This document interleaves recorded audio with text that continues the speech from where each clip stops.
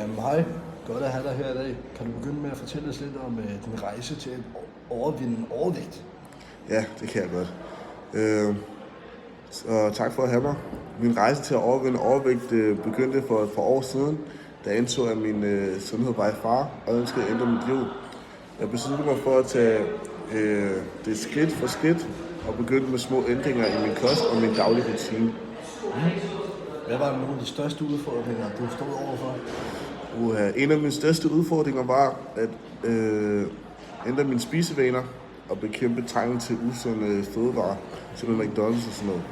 Jeg måtte også finde motivationen til at træne regelmæssigt, selv når det føltes som en op ad bakkekamp.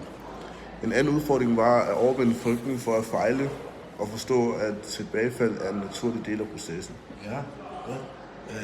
Hvordan fandt du støtte under din rejse i overvægten?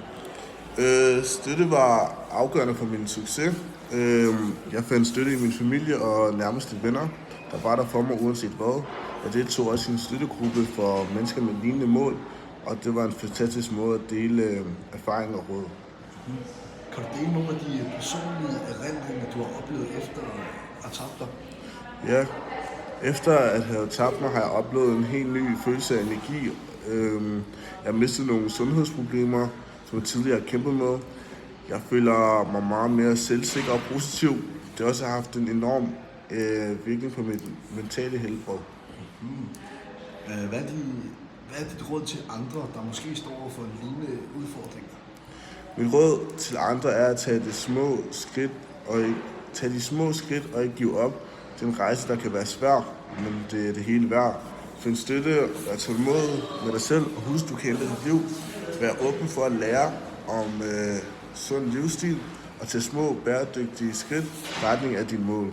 Vær din egen største talsmand, og lad det ikke tilbagefalde bremse i din fremgang. Tak for så meget at dele din inspirerende rejse med os i dag. Tak for at lade mig dele min historie. Jeg håber, det kan inspirere andre til at træffe sunde valg og arbejde på deres sundhed og trivsel. Det tror jeg i hvert fald. Tusind tak for din tid.